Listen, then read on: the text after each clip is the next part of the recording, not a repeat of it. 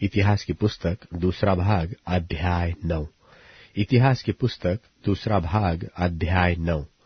Shiba की रानी का सुलेमान का दर्शन करना। जब शिबा की रानी ने सुलेमान की कीर्ति सुनी, तब वह कठिन कठिन प्रश्नों से उसकी परीक्षा करने के लिए यरूशलेम को चली। वह बहुत भारी दल और मसालों और बहुत सोने और मणि से लदे ऊंट साथ लिए हुए आई और सुलेमान के पास पहुंचकर उससे अपने मन की सब बातों के विषय बातें की। सुलेमान ने उसके सब प्रश्नों का उत्तर दिया।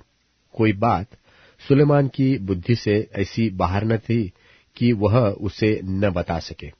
जब शिबा की रानी ने सुलेमान की बुद्धिमानी और उसका बनाया हुआ भवन और उसकी मेज पर का भोजन देखा और उसके कर्मचारी किस रीति से बैठते और उसके टहलुए किस रीति खड़े रहते और कैसे कैसे कपड़े पहने रहते हैं और उसके पिलाने वाले कैसे हैं और वे कैसे कपड़े पहने हैं और वह कैसी चढ़ाई है जिससे वह यहोवा के भवन को जाया करता है।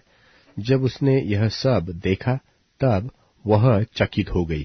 तब उसने राजा से कहा, मैंने तेरे कामों और बुद्धिमानी की जो कीर्ति अपने देश में सुनी वह सच्ची है, परंतु जब तक मैंने आप ही आकर अपनी आंखों से यह न देखा तब तक मैंने उसकी प्रतीति न की।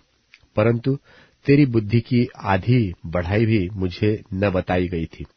तू उस कीर्ति से बढ़कर है जो मैंने सुनी थी। धन्य है तेरे जन, धन्य है तेरे ये सेवक जो नित्य तेरे सन्मुख उपस्थित रहकर तेरी बुद्धि की बातें सुनते हैं। धन्य है तेरा परमेश्वर यहोवा जो तुझसे ऐसा प्रसन्न हुआ कि तुझे अपनी राजगद्दी पर इसलिए विराजमान किया कि तू अपने परमेश्वर यहोवा की ओर से राज्य करे। तेरा परमेश्वर जो इस्राएल से प्रेम करके उन्हें सदा के लिए स्थिर करना चाहता था, इसी कारण उसने तुझे न्याय और धर्म करने को उनका राजा बना दिया। और उसने राजा को 120 किक्कार सोना, बहुत सा सुगंध द्रव्य और मणि दिए। जैसे सुगंध द्रव्य शिबा की रानी ने राजा सुलेमान को दिए, वैसे देखने में नहीं आए। फिर हुराम और सुलेमान दोनों के जहाजी जो ओपीर से सोना लाते थे, वे चंदन की लकड़ी और मणि भी लाते थे। और राजा ने चंदन की लकड़ी से यहोवा के भवन और राजभवन के लिए चबूतरे और गवैये के लिए विनाय और सारंगियां बनवाई। ऐसी वस्तुएं उससे पहले यहूदा देश में न देख पड़ी थी। और शिबा की रानी ने जो कुछ चाहा वही राजा सुलेमान ने उसको उसकी इच्छा के अनुसार दिया। यह उससे अधिक था जो वह राजा के पास ले आई थी। तब वह अपने जनों समेत अपने देश को लौट गई। सुलेमान का महात्म्य और मृत्यु। जो सोना प्रतिवर्ष सुलेमान के पास पहुंचा करता था, उसका तौल 666 किक्कार था। यह उससे अधिक था जो सौदागर और व्यापारी लाते थे। और अरब देश के सब राजा और देश के अधिपति भी सुलेमान के पास सोना चांदी लाते थे। और राजा सुलेमान ने सोना गढ़ाकर 200 बड़ी बड़ी ढालें बनवाई। एक एक ढाल में 600 शेकेल गढ़ा हुआ सोना लगा। फिर उसने सोना गढ़ाकर 300 छोटी ढालें और भी बनवाई। एक एक छोटी ढाल में 300 शेकेल सोना लगा। और राजा ने उनको लबानोनी बन नाम भवन में रख दिया। और राजा ने हाथीदांत का एक बड़ा सिंहासन बनवाया और चोखे सोने से मढ़ाया। उस सिंहासन में 6 सीढ़ियां और सोने का एक पायदान था। ये सब सिंहासन से जुड़े हुए थे। और बैठने के स्थान की दोनों अलंग टेक लगी थी और दोनों टेकों के पास एक एक सिंह खड़ा हुआ बना था। और 6 सीढ़ियों की दोनों अलंग में एक एक सिंह खड़ा हुआ बना था। वे सब 12 हुए। किसी राज्य में ऐसा कभी न बना। और राजा सुलेमान के पीने के सब पात्र सोने के थे।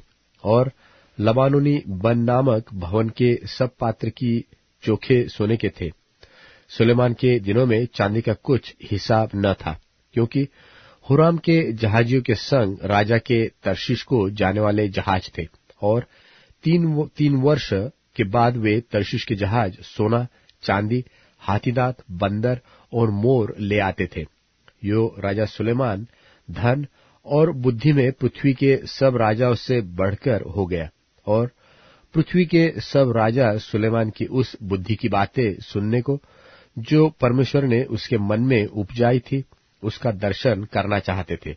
और वे प्रतिवर्ष अपनी अपनी भेंट अर्थात चांदी और सोने के पात्र, वस्त्र, शस्त्र, सुगंध द्रव्य, घोड़े और खच्चर ले आते थे। और अपने घोड़ों और रथों के लिए सुलेमान के 4,000 थान और 12,000 सवार भी थे, जिनको उसने रथों के नगरों में और यरूशलेम में राजा के पास ठहरा रखा।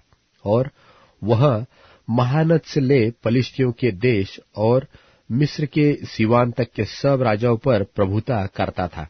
और राजा ने ऐसा किया कि बहुतायत के कारण यरूशलेम में चांदी का मूल्य पत्थरों का और देवदार का मूल्य नीचे के देश के गुल्लरों का सा हो गया। और लोग मिस्र से और सब देशों से सुलेमान के लिए घोड़े लाते थे। आदि से अंत तक सुलेमान के और सब काम क्या नातान नबी की पुस्तक में और शिलोवासी अहिया की नबूवत की पुस्तक में और नबात के पुत्र यारोबाम के विषय इद्दोदर्शी के दर्शन की पुस्तक में नहीं लिखे हैं? सुलेमान ने यरूशलेम में सारे इस्राएल पर 40 वर्ष तक राज्य किया। और सुलेमान अपने पुरखाओं के संग सो गया, और उसको उसके पिता दाऊद के नगर में मिट्टी दी गई, और उसका पुत्र रहूबियाम उसके स्थान पर राजा हुआ।